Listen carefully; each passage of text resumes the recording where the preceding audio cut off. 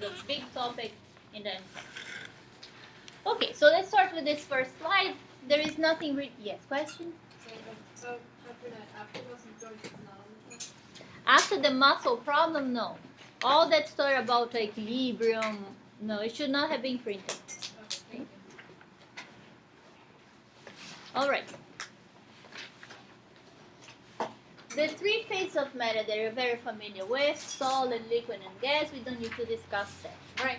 But where is the, just as a curiosity point of discussion, where is the transition point? Now, how can you know for sure that something is a solid or a liquid? For example, butter. Where is butter? Is it a solid or a liquid? No, so there is always an intermediate region that is not so clear.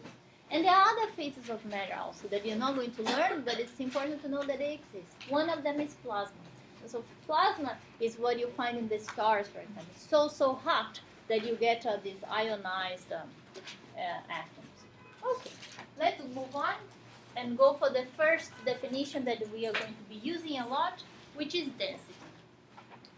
So when I was a girl, like 4 or 5 years old, I remember this uncle who came to me and said, so what is heavier? 10 kilograms of iron, 10 kilograms of feather. So you're a little child, you say, oh, iron, right? So of course not. 10 kilograms of both is the same weight. But what is behind this question? They're inducing you to make a mistake, but why? It's density, right? We know that in this piece here, in this volume, I can fit much more matter of iron than feather, or any cotton, any light substance. Okay, so that's the sort of density. Density is the mass divided by the volume. Okay, now again a new letter, rho. This is a Greek letter, rho. Isn't that momentum? It's not P, it's rho. Momentum we use P. Okay, so you can use any letter you want to just know what it means. Right? So density is mass divided by volume.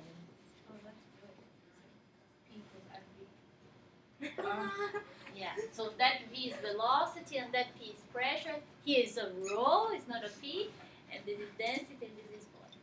Yeah, don't get confused. What are the units? International system, what would be the unit for density? Kilogram by cubic meter. Sometimes you will see, well, very often you will see it given gram by cubic centimeter. So it's important to know how to move from one to the other. So let's pick an example. 1 gram by cubic centimeters. How are we going to transform that in kilogram by cubic meters? Sorry, how does that work out? Velocity is in meters cubed. This is not velocity, Oh, this volume. is volume. That's, yeah, so, Right. yeah, right. Thank you. All right, so I want to transform gram by cubic centimeter to kilogram by cubic meter. So 1 gram is what in kilogram? 1,000 grams is 1 kilogram. Okay, so then I can write this as 10 to minus 3 kilograms. Everybody agree? Okay. Now 1 centimeter, if I want to write it in meters. 10 to minus 2, right? 1 centimeter is 10 to minus 2 meters. But careful, because all this is cubed, so this whole thing is cubed. So don't try to remember this from chapter 1. Okay, so then at the end, what I have 10 to minus 3 on top, 10 to minus 6 at the bottom. This means 10 to 3, 1,000 kilogram by cubic meter. So knowing how to transform units will be easy. All right, another thing that is important for you to remember is the volume of a sphere. The volume of a balloon, of a sphere. What is the volume of a sphere? For those who remember from 4 thirds, 4 thirds, R pi, cubed. and r cubed, right? So this will show up a lot in these problems. Okay, so then we have a problem here to solve. We say that we have an iron ball, okay? This is the density for iron, it's given to us. And they gave us the radius of this ball. And the question now is, what is the mass? So what is the mass? the density multiplied by the volume. The density is given, so 7.8 10 to 3 kilograms by cubic meters. The volume, well, it's a sphere, right? It's a ball, so I'll put 4/3 of pi. R is given in centimeters, so put it in meters. Q. And this will give us the mass in kilograms.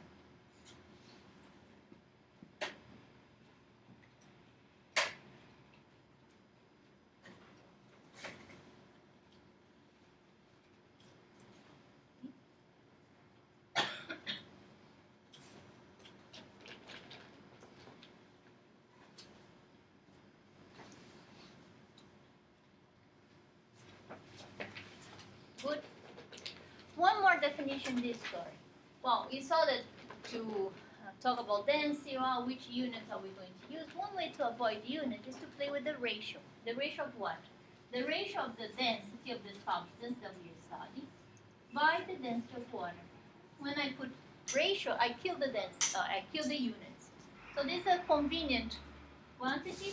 This is called the specific gravity that is written there. Specific.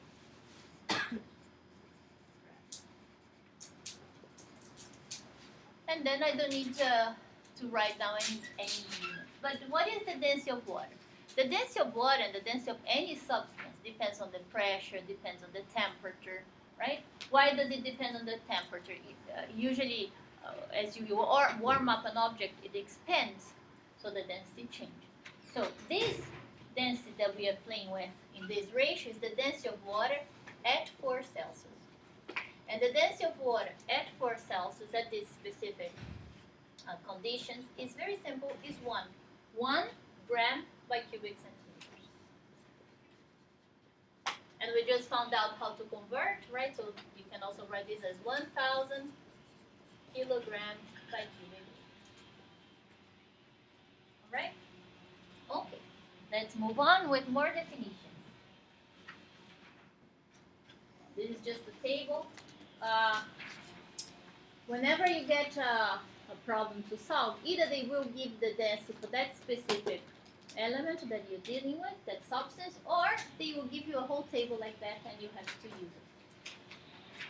What do you expect, even if you don't look at the table? Which substance is more dense, solid or gas? Solid. Very well. Now, and this goes well. You see, solid is the most dense, then comes liquid, and then comes air. Now, the interesting one in the liquid group is mercury. Mercury is extremely dense. Mercury has density similar to the metals that you find there in the solid. So it's very, very high density. It's a special substance, and because of that, it's used for the barometer and the thermometer. Not anymore, right? It used to be used. All right. Now let's go for this new definition, which is pressure. And now comes there is rho, and now there is P again showing up. P for pressure. Okay, so the definition for pressure is force divided by area. So now this is pressure. Force divided by area. Now, force is a vector, right? We worry about angles and so on. Well, pressure, no. Pressure is just a scalar. So what we are dealing with here is just numbers. Allora? So the pressure is the magnitude of the force divided by the area. Again comes the question, units in the international system would be what? What would be the unit for pressure? Newtons. Newtons per meters cubed. Square. Square. This is area. Oh. Okay? This unit, Newton per meter squared, receives a new name. If you don't remember, it's no big deal. It's Pascal. PA. Another P. All right. So let's try to solve that problem. We have a woman, a person, 60 kilograms, and she's standing with both feet. When she stands with both feet on the ground, the area of both feet is that 500 centimeters squared. We want to compute the pressure when she has both feet on the ground and the pressure when she has just one foot on the ground. Which one do you think will be bigger? 1 foot or 2 feet? 1 foot. 1 foot, because the area of just one is smaller. Very well, let's just confirm that. I'm going to put the answers there. How are we going to compute the pressure, the force, and the force is the weight of the woman, so mg. And the area is that number. Careful again with the units. If we're going to put 500, well, let me put just area here, and then her weight is 60 kilograms, G is 9.8, and the area for part A, both feet, is 500 square centimeters. I'm going to convert centimeters to meters. So the centimeter here becomes 10 to minus 2. But it's not just 1 centimeter. The centimeter is squared. So 10 to minus 2 squared. So you square the 10 to the minus 2 or the whole number? Just the 10 to minus 2. Because what I'm converting is the 1 centimeter. I'm converting it to meter. So 1 centimeter squared becomes 10 to minus 4 meters squared. But it's not 1 centimeter squared, it's 500 centimeters squared. Yes, but that you can see that as 500 multiplied by 1 centimeter squared. So you convert just this one. Where did you get the negative 2? Because 1 centimeter is 0.01 meter, which is 10 to minus 2 meters. Why wouldn't you just write 0.01 You meters? can. It's just easier than putting so many zeros. It's the scientific notation. So this is for part A, and part B is the same thing, but instead of 500, 250.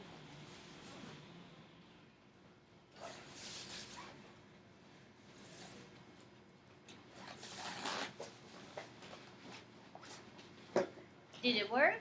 Yeah.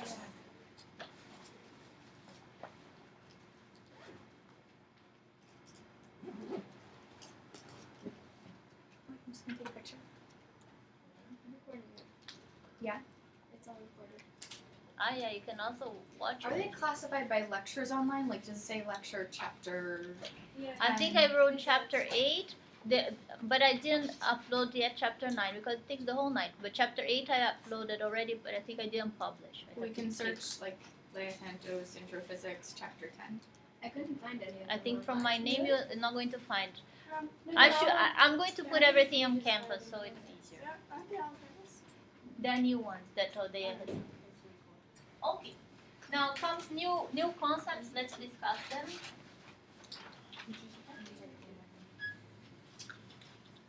Look at this. So now I'm going to pressure. I'm going to start thinking about swimming pools. Everybody knows when you go deep into the swimming pool, you feel that pressure on the ears, right? Okay, so let's discuss that. So here we are in the swimming pool, and still there is no current, no motion. So these molecules are still, and I go at a certain depth. See? I go at a certain depth, and I'm going to look at this layer here. So I'm all the molecules that make this layer of water. So there is pressure there. And the pressure is caused by what? weight of the water.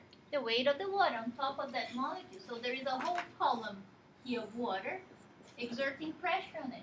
There is also pressure from the air outside. Don't forget it. Now let's focus just on the pressure caused by the water, but there is also from Is the that because of gravity? yeah, the weight. No, it's this whole amount of water on top of your head.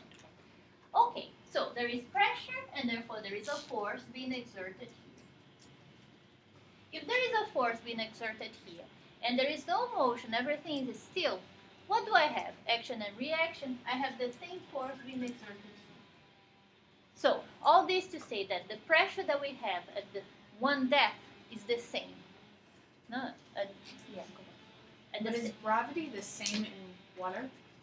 The gravity? It's the No, same. no, no, no. It's You not the think same. about buoyant force, Yeah. we'll see it today. No. But here what I'm just saying is the pressure. Okay, it's not what you have in mind. So here I'm just thinking about the weight of the water on top of our head. So everywhere along the same depth, we'll have the same pressure, we'll have the same force being exerted. And I want to find an expression, we'll talk about it soon, an expression for the pressure with respect to that height. Anyway, so clear to everybody, the force here is the same force here. Here I take B. Okay, what else? Let me put an object deep into this swimming pool. The pressure being exerted on this object comes from all directions. The force that comes exerted on this object because of the pressure comes from all directions and it's always perpendicular to the surface of the object. And we know this very well. Now you make a little hole there, the water goes through. Okay, so this Why can't it got kind of an angle? Oh, yeah, because I didn't make the whole drawing. So everywhere. All right, so let's move on, trying to find what we said, an expression for the pressure with respect to this height. We have an expression for pressure. There was force divided by the area. Now I want to include or try to find an expression that relates to the height. So let's. Okay, so the pressure at that point 1 is the force 1 divided by the area. So I'll call this F1 and pressure. Is that H perpendicular or 1? This is it's number 1. Okay. 1 height. Got it.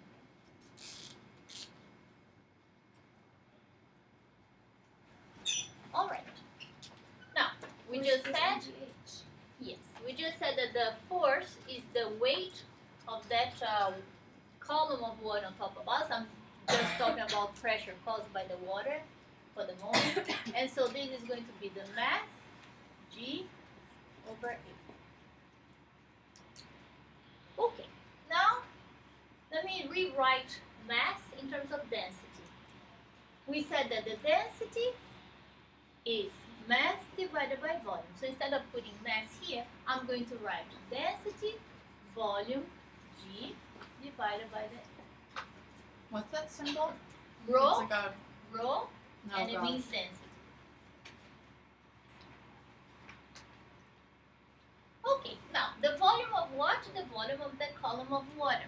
So what is the volume of the column of water? Well, this is the area, right? And this is the height.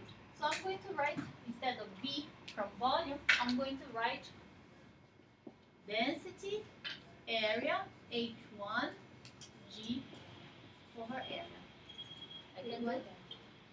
Instead of writing volume, okay, so remember this V here is volume.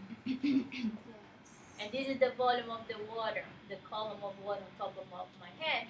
So what is this area? What is this volume? Is the area multiplied by the height. It's like a cylinder. What is volume? This is Area the at the top is the same as the area on the bottom? Yes. And this is the, instead of writing volume, I'm writing area multiplied by H. So can you cross them all out? I can cross the areas. And then I found an expression for the pressure that depends on the height. That's what I wanted. So the pressure is the density of that fluid, the height, and G. So the area is only the top and the bottom or the whole? The area of the cylinder is the same at the top and the bottom, and then the height. So A only is top and bottom. A is just the area. Oh, thank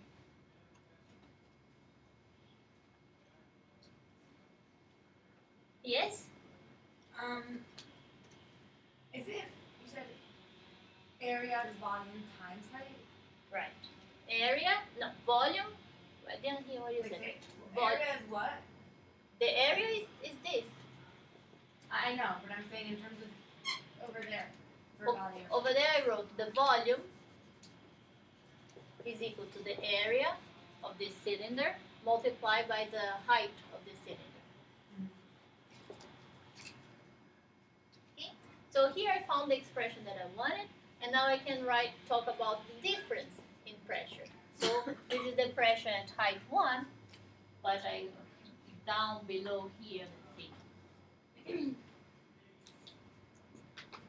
Here I have a bigger pressure, P2.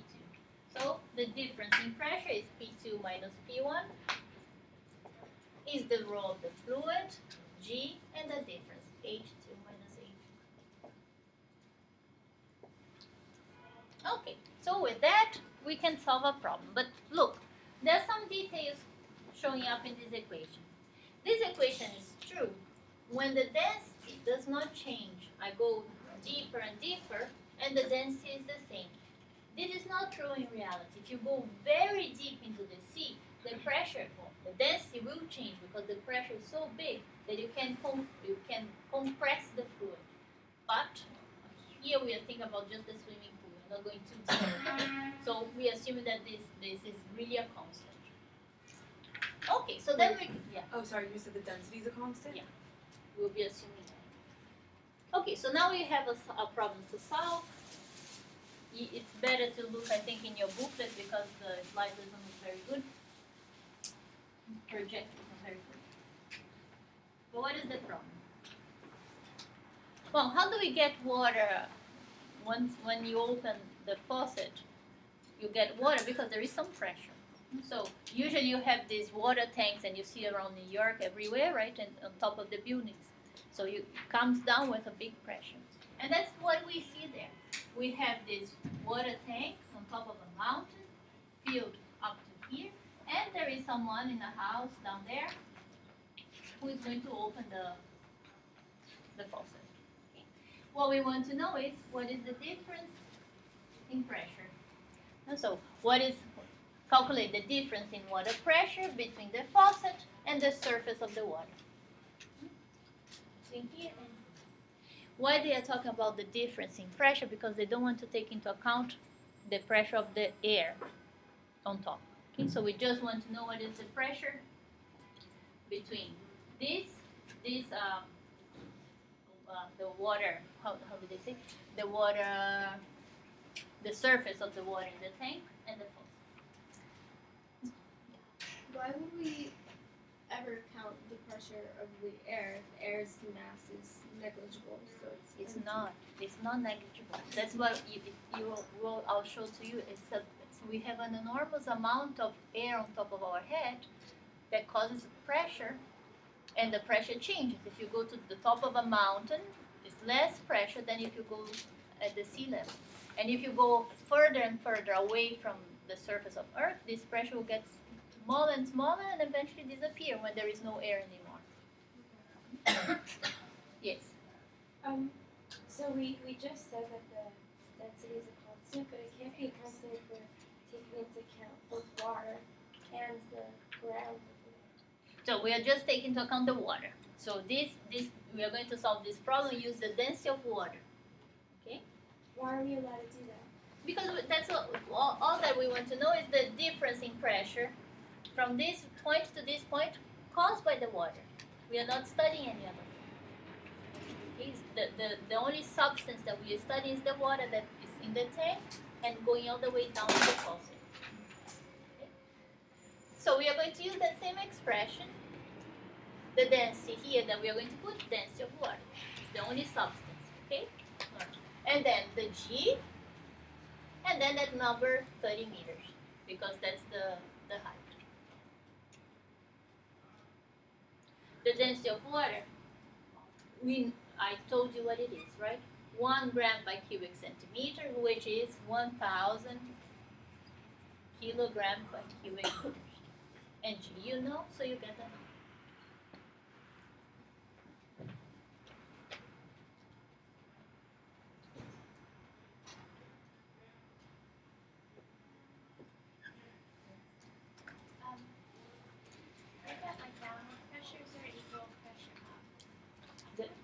The pressure, whatever we are, the pressure not it doesn't really have a vector, okay? But you feel that pressure from everywhere. So the value of the pressure is the same. Now the force, then you write at this level here, the force here and the force here is the same.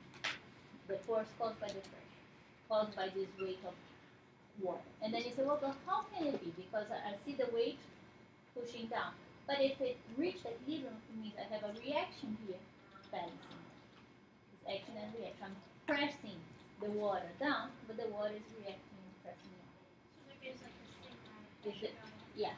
So then you have the same force going on. Is that the whole problem? No, the problem is that. That's it. You just need to substitute those numbers and you get it's a simple one. Just learn the equation. But shouldn't we, I guess it would be 0 minus 30? The height is 30, the G is 9.8, and the pressure on top. Oh, Isn't it H2 minus H1?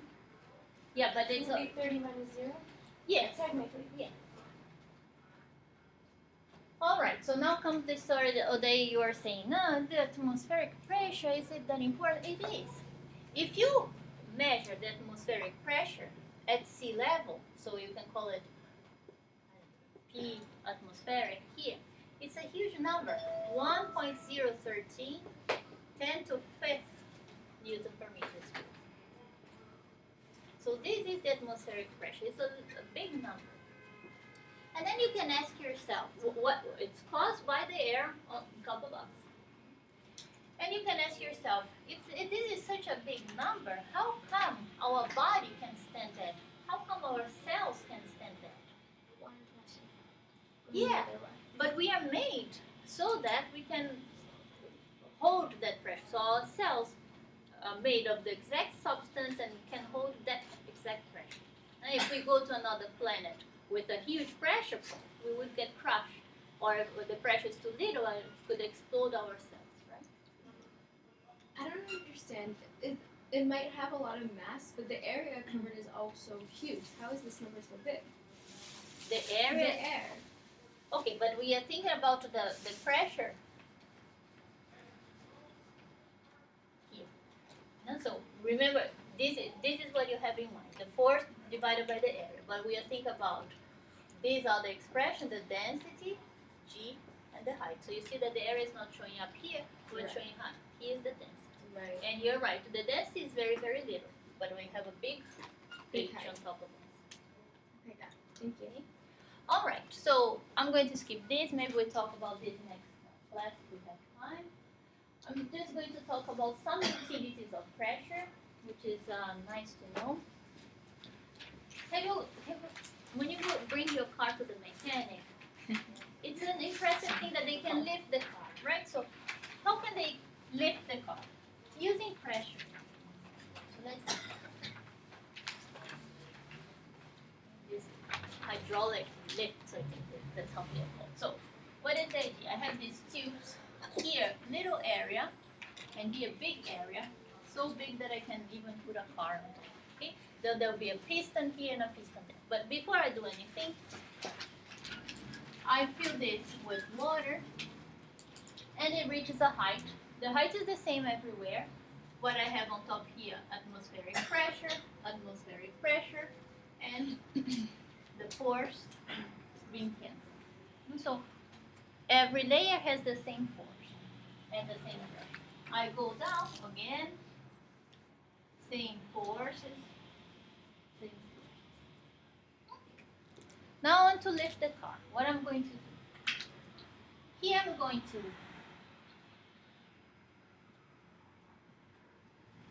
put the car, and here I'm going to exert a force. I'm not too strong, but I'm going to exert a force.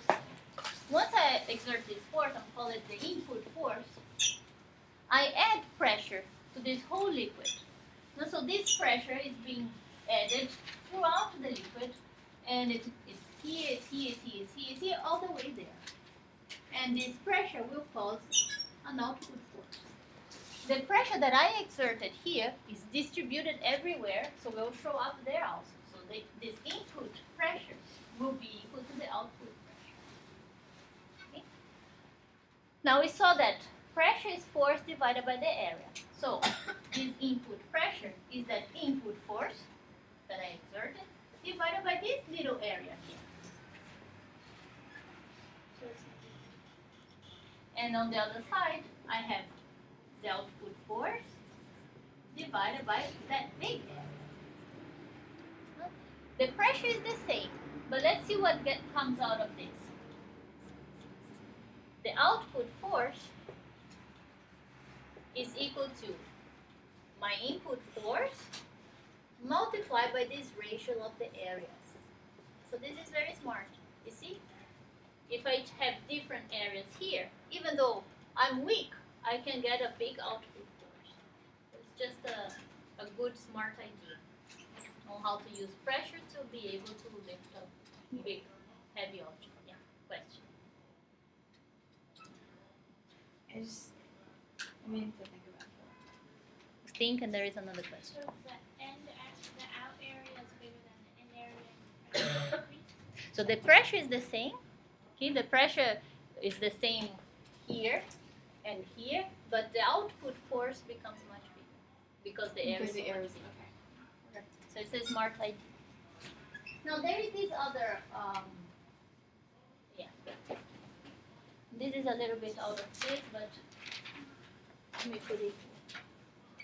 We saw that there is gauge pressure. That's how we call the pressure caused just by the water or any other substance is what we call the gauge pressure.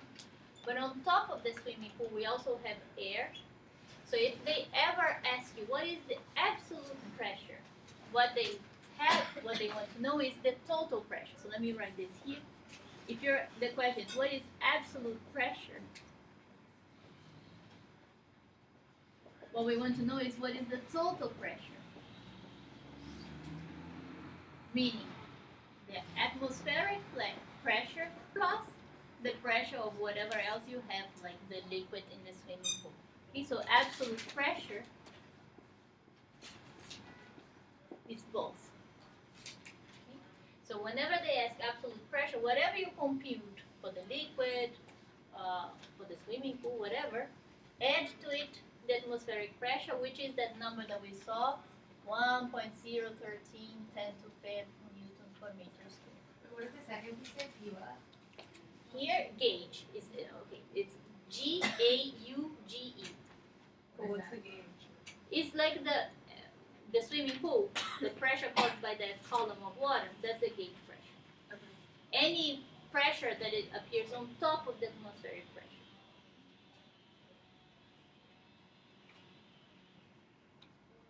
Okay. So let's talk about another instrument, the manometer. And I think these are. Wait, when you say the pressure on top of the atmospheric pressure, you mean literally on top, or you're No, saying no. added? Add. Okay. And what does it say? It says P Absolute pressure. Whenever the question is what is the absolute pressure, what you have to write down is the value that you get from the column of water as you're studying plus the atmospheric pressure. You cannot forget that there is air on top. Okay, so what is this manometer? Maybe some of you have already played with instruments like this. So you have again this tube. It's open here and you put some liquid inside. So the pressure here is atmospheric pressure is the same. So same height. And here I'm going to put some scale. And then you ask the person, blow, have you ever done any, no? Some students said that they did it before. You did? To do what? Just for fun or to measure? To show how the pressure, like when you see the thing go up on the side. Yeah, okay. But I think some students did that or they were testing, I don't know, Like your lung the capacity lung or something? capacity. Oh yeah. Oh, In hospitals when In you a hospital, Yeah. that's what I was, that's why I was in order to wondering be if you discharged had into blow. Don't they have like better technologies now? Of course, we are just we are just learning the principles. No, but if you want to do it at home, like my mom has, she's asthmatic, so she has one of those where she can. Yeah. If she's testing, yeah, she can like if she goes into it. So everybody knows what is going to happen. When you blow, this column here goes up. And why does it go up? Because you're adding pressure, no? As you blow. And again, the here. I blow on this part of the tube and the water goes up. How much up? Well, it depends on the pressure that we exerted.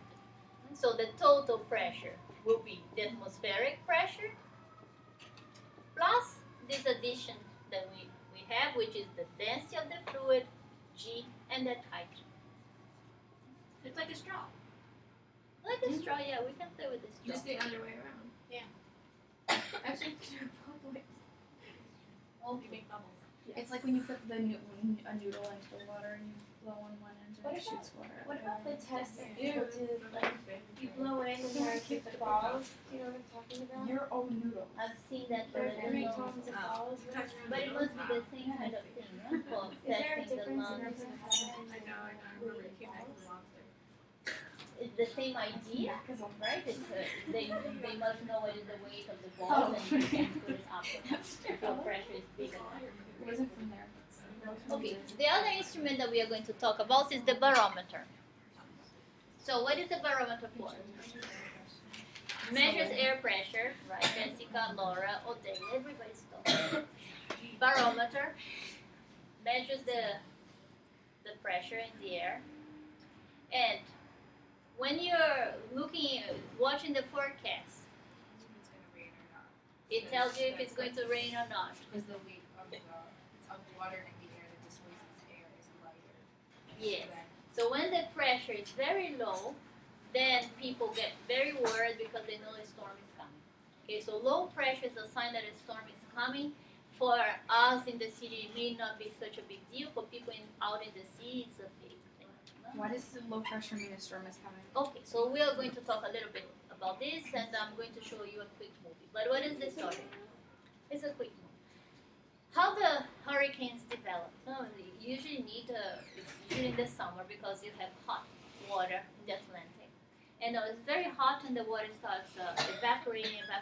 So this evaporation creates zones of low pressure. Evaporates and this hot air gets there and pushes the cold air.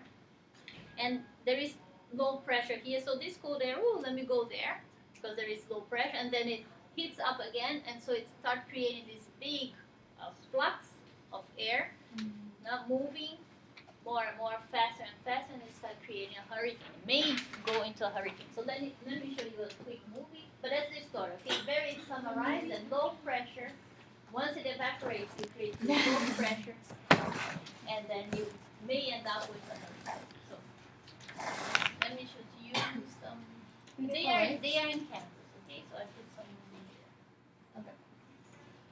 I think this one is the most informative one.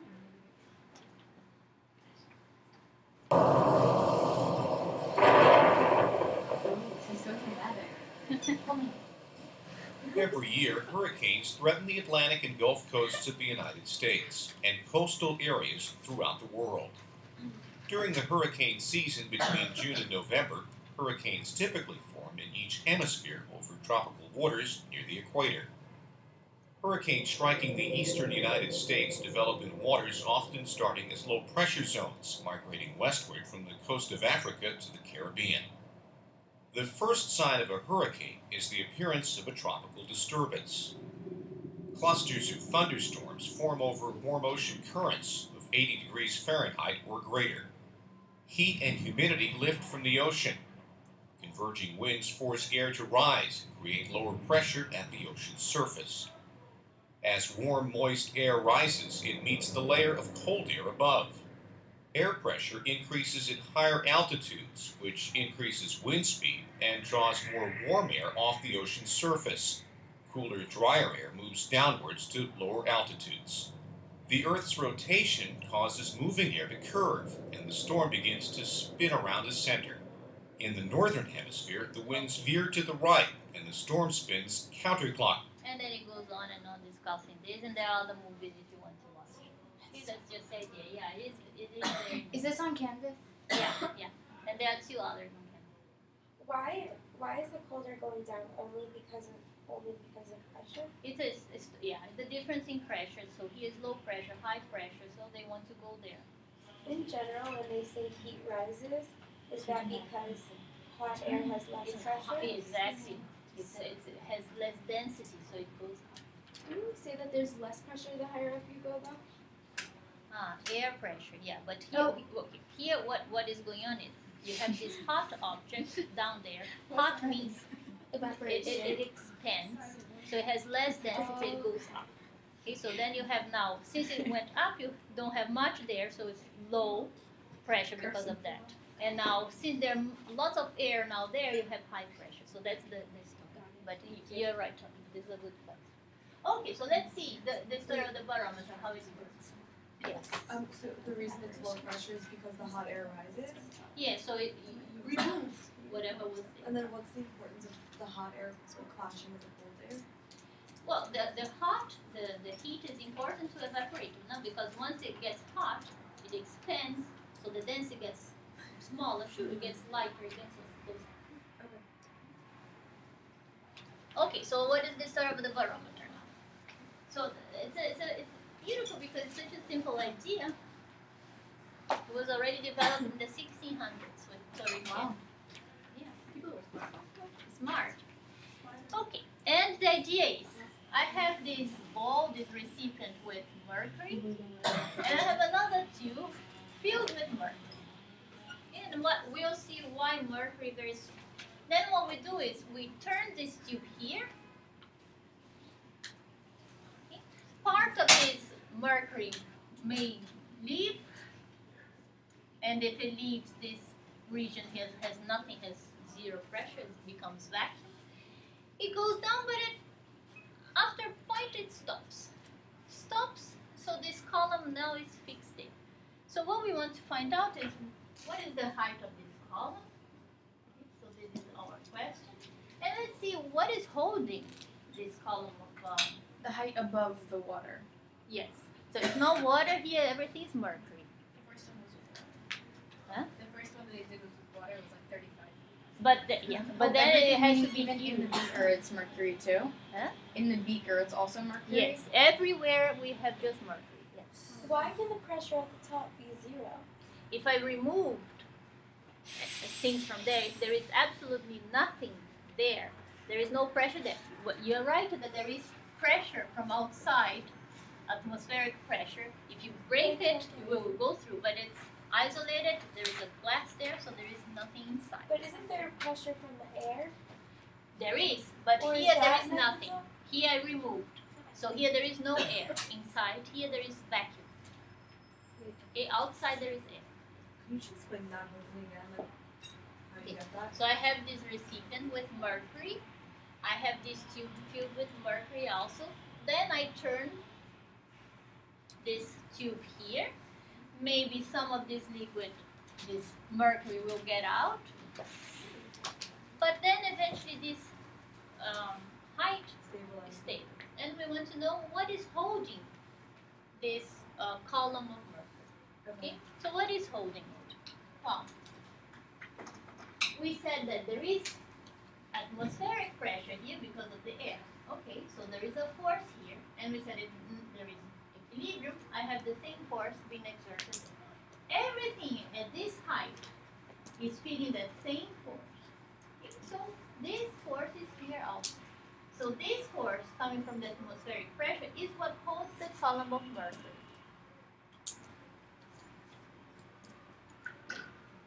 So the pressure here that is holding this column of mercury is the atmospheric pressure. Now how can it be? How can it hold? So let's write an equation. The pressure is the atmospheric pressure is equal to the density of what? Of mercury. So let me put mercury symbol. Okay. Density of mercury, G, and the height that we are trying to find. What is the atmospheric pressure? We already said 1.013 10 to 5 newtons per meter squared. G, you know. Density of mercury, you have to go to the table, but it's given there. 13.6, 10 to 3. So it's huge. Huh? Kilograms per units? cubic meter. I'm using international system every year. And G is 9.8. So from here you can try to find out what is this H.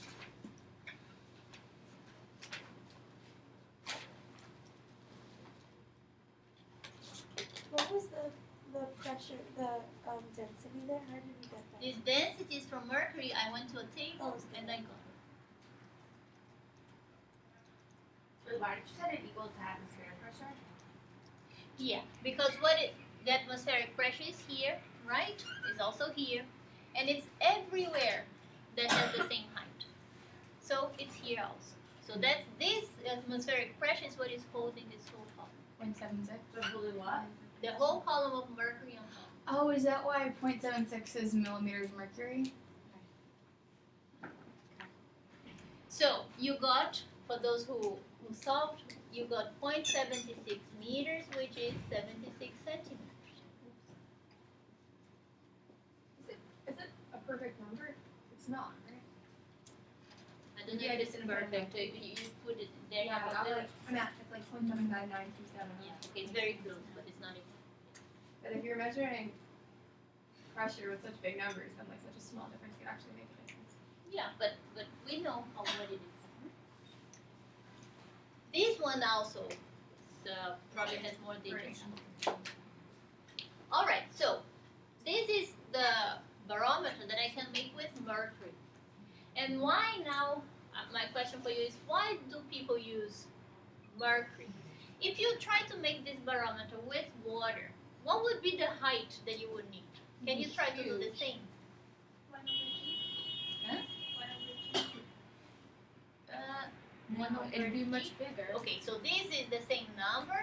The density here, we are going to put the density of water, right?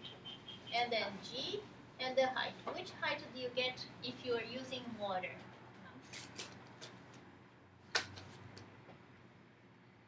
It's much bigger, you're right. But how much bigger?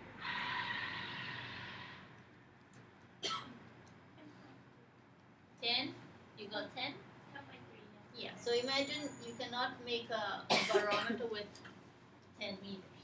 So that's why mercury is the dense one, that's why mercury is used. Alright? Can we measure it in millimeters of mercury? Like 760? Yeah, hence 0.76 is 760 millimeters. I'm just saying like for the unit. You just translate it. Okay, now one more topic for today. Is this our last topic for the semester? It's our last chapter, This yes. is Almost so last sad. class. This is so sad. We have class on next Monday, right? Next Monday. And then okay, so one core topic for chapter 10 is buoyant force, and that's what you were thinking. Oh boy. Buoyant. I'm so funny. We have points here, not front. Where does buoyant force come from? Everybody knows, and once we go into the water, we can carry things that we couldn't imagine we were able to, right? It gets much easier to carry anything inside the water. And why? Okay, so again, let me go to the swimming pool, and here I have this object.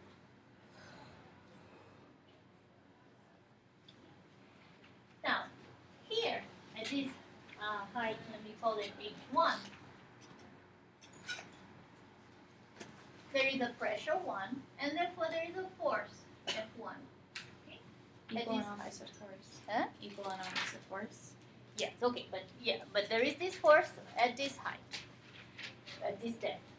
And if I go now deeper, and that's the other edge of the object is deeper, it's at H2. There is pressure and forces here, this F2, also here, F2. Okay, so this is the region of F2, and this is the layer of H1. Which one is bigger, F2 or F1? They're the same. F2. F2 is bigger because we are deeper. Bigger height. Okay, so there is more water below. So F2 is bigger. Okay, so F2 is bigger than F1. And this difference between F2 and F1 is what we call the buoyant force. So FB from buoyant is F2 minus F1. So let me make this drawing again. Here, here we have the object, and the difference between F2 and F1 is this buoyant force pointing up, because F2 is bigger than F1. Now the object always have a weight. It has a weight pointing down. But the buoyant force makes it feel lighter, because now the net force that I have is mg minus Fp. You understand? So that's why the objects feel lighter once it's inside the water, because of this buoyant force. But don't we still have F1 pushing down on it? Yes, but F2 is pushing up and it's bigger. So the net, the difference between F2 and F1 is pointing up. Why is F2 bigger? Because I'm deeper into the swimming pool.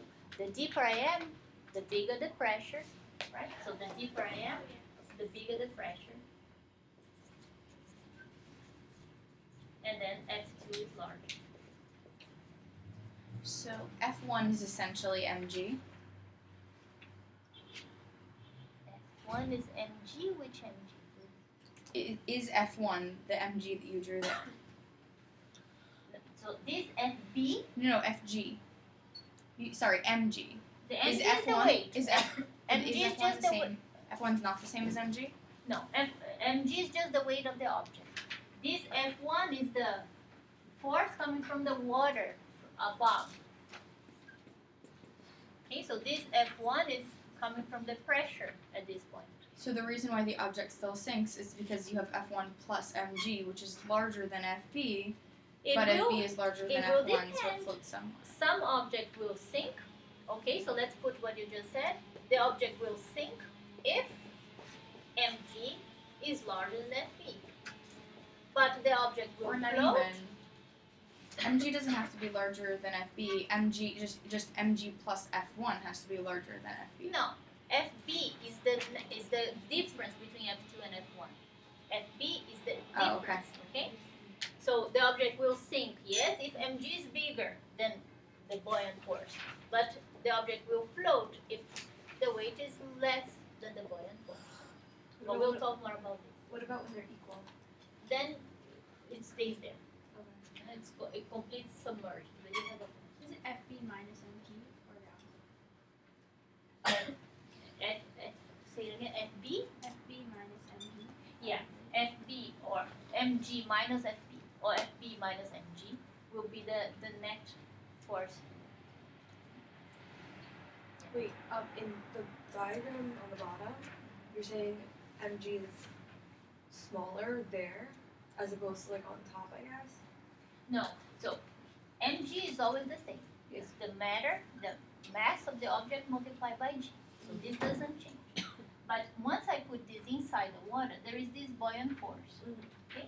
Now, and you know, once you if you put a child inside the water, you can carry the child with one hand. Yeah. No? Because it feels lighter. Why it feels lighter? Because what you're actually holding is this difference, mg minus the buoyant force. The buoyant force is making your life a little easier. I see. And you're saying like the lower down you go, like basically the F1 on top is from the water on top, Right. and the F2 is from the water on the bottom, like below. Right. Okay. Yes. I have two questions.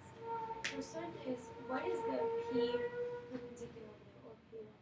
So this is P1, is the pressure 1, and here at the bottom is P2, is the pressure 2. So this pressure here is smaller than the pressure deeper. Where is the P1 pointing? The P1 is not pointing anywhere because the pressure is not a force. No, pressure is not a vector. I'm just saying that at this height I have pressure 1, and this is the force 1 at this depth. So then, buoyant force though is different at any certain point. The buoyant force will depend on the size of this object. It will depend on the fluid that you have. But doesn't it depend if you're using F2 based on H2? Then doesn't that mean that if it's lower down, then it would If you go deeper down, okay. But look, if I put the same object down here, What I care about is the difference between this height and this other height.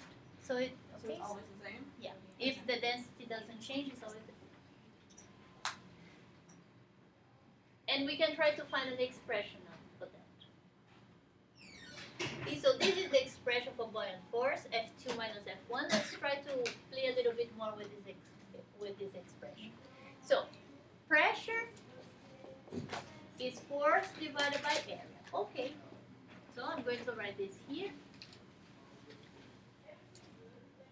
Force 2 is P2 multiplied by area. Force 1 is P1 multiplied by area. Okay, now what is pressure? We found an expression for pressure. That was the density. Density of what? Of the object. Of the liquid, sorry, of the liquid. I know that, that's why I asked, because this is the density of the fluid. Okay? The density of the fluid, G, and then H2 minus H1 multiplied by the.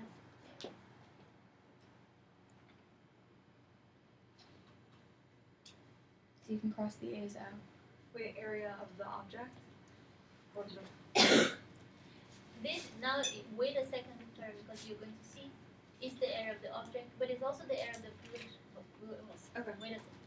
Okay, so here what I put is the density of the fluid, G, height, so this H2 minus H1, and area is this area here.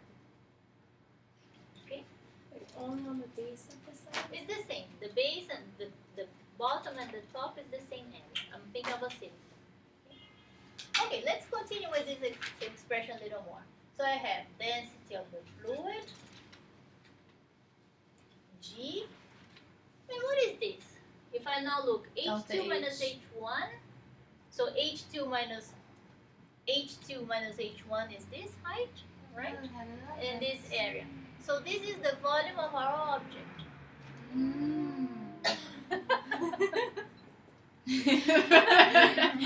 Okay. We practiced before. Very good. So this is the volume of the object. But now I have a question for you, which is something that already bothered the Greeks. Oh. If I put this, well, I'm not sure it bothered many other people. If I put this object there, this object that has a whole certain volume, I had to displace the liquid, right? Otherwise it wouldn't fit there.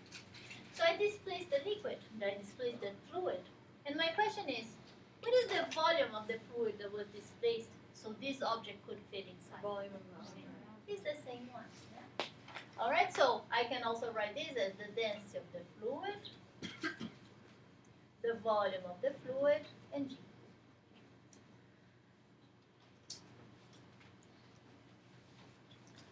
Okay. All right, so with all that comes my last question. I see density multiplied by volume, density multiplied by volume. This is what? Mass. So here I got the mass of the fluid multiplied by G.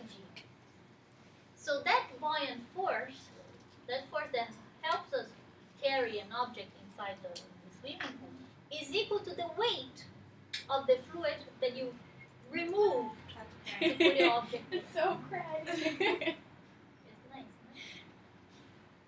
Professor, you just made Yellow's day. Oh my gosh.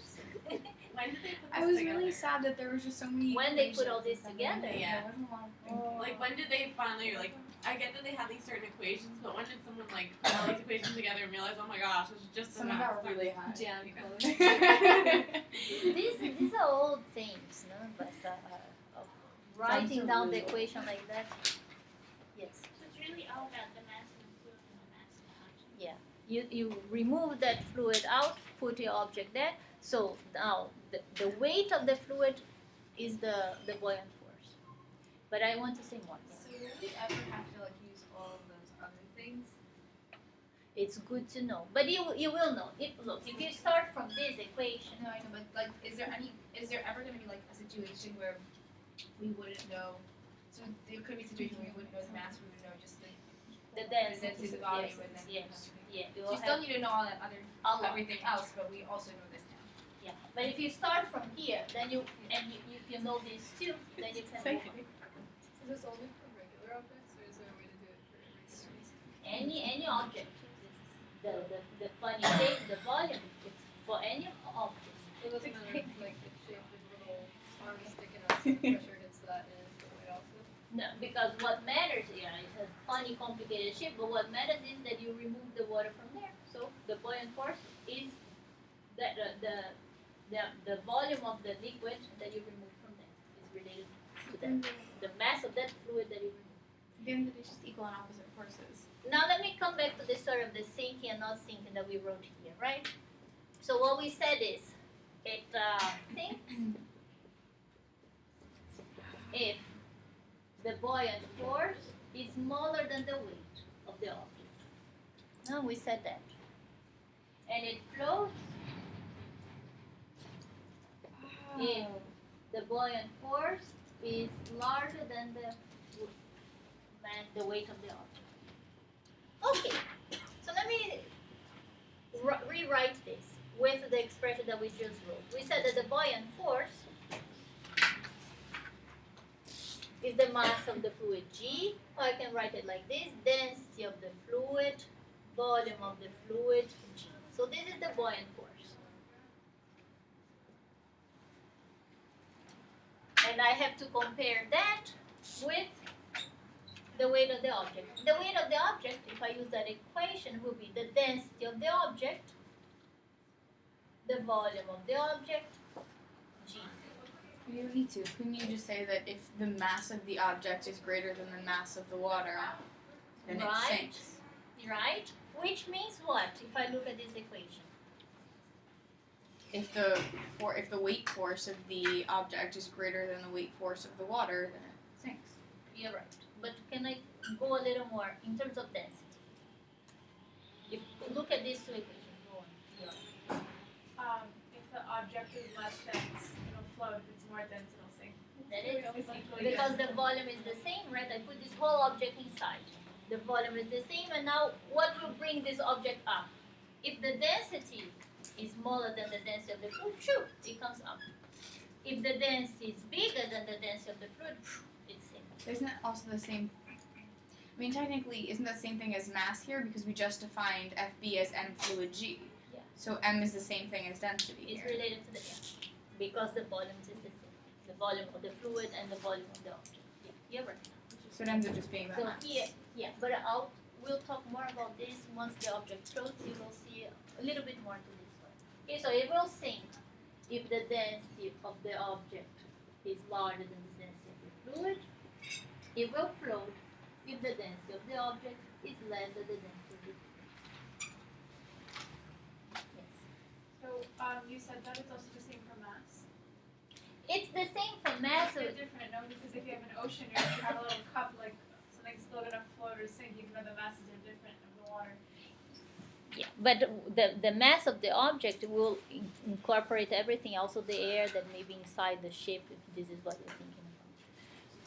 But that's what I told her. There is more to it because if it floats, part of it will be outside. So then there is another story about the volume. We'll talk about this on next class. Let me just finish one thing that I wanted to say here. Okay, one thing is, we are talking about fluid all the time, and what comes to our mind is liquid, like the swimming pool. But air is also fluid. Okay, so you can think, so how come we are not, if there is this buoyant force, how come we are not floating in the air? We're way more dense in the We air. are very, very dense. But there are things that can float in the air, such as balloons made of helium, filled with helium, because helium is less dense than the air outside. Okay, so we can still use buoyant force with the air. Okay, just one qualitative question and then the answer is. So the question here is, I have two buckets. Let me put it here. Identical buckets.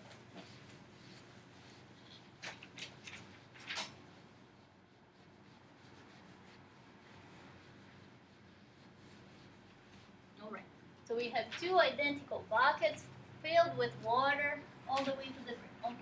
Filled with water here, filled with water here. In one bucket, I have only water. In the other bucket, I have a piece of wood floating. Okay. And now the question is, which bucket has greater weight, if any? This is trying to induce you to make a mistake, but this is filled with water. This is filled with water, but I put this piece of wood here, so probably some of the water came out. And now this piece of wood is floating. So I want to know if they have different masses or if they have equal masses. What do you think? Oh, Equal weight. same. Equal weight. Why? Because Same. any weight that the wood is exerting on the water is exerting back on it because you see that it's floating. Yeah. So it will do. Nothing's effectively coming down. Yeah. Look, Yes. Okay. they But were if- both completely filled. Once I put that piece of wood, well, maybe some water came out, and this amount of water that came out that was displaced is exactly the weight of that object that is floating there. Isn't it also If they were that close to the brim now, though with the wood would be heavy, would have more weight. They are both.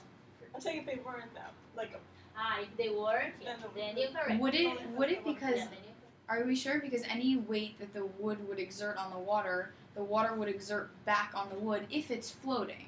If it's floating. If it's very floating, good. so even if it wasn't filled to the brim, would there be extra weight? Would it actually be heavier? Because technically the water is exerting force on it. However, if the wood sunk, But then it might be heavier.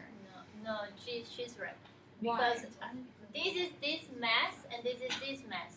Now I put the wood, this goes a little higher, so I have more mass here now. But the water is exerting force back on the wood. Fine, but what is the weight? The weight is the mass So? of the water plus the mass of the wood.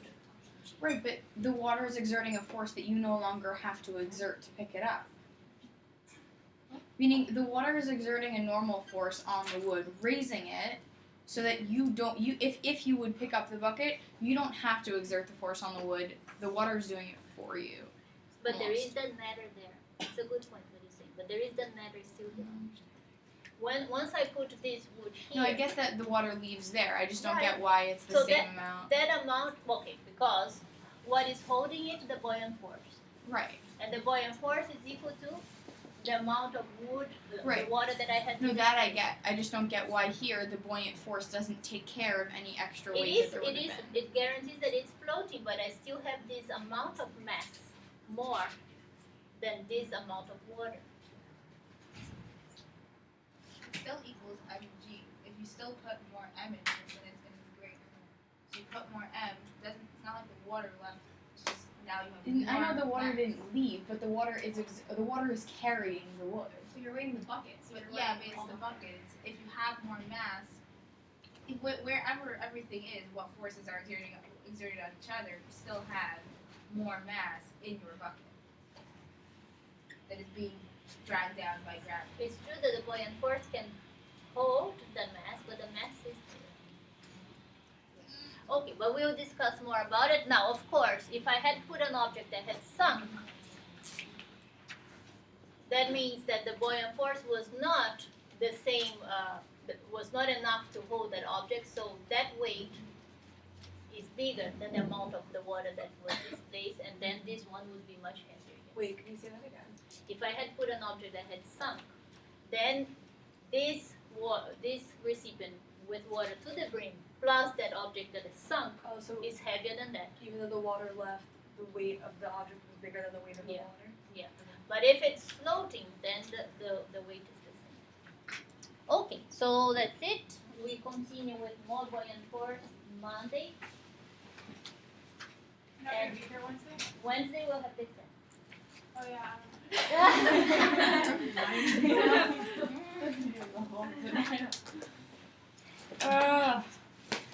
It's so good. Why is that not you? We have rest of the Yeah, next I Monday. bet I know. I think so. I think so. Then we can do chapter 9, right?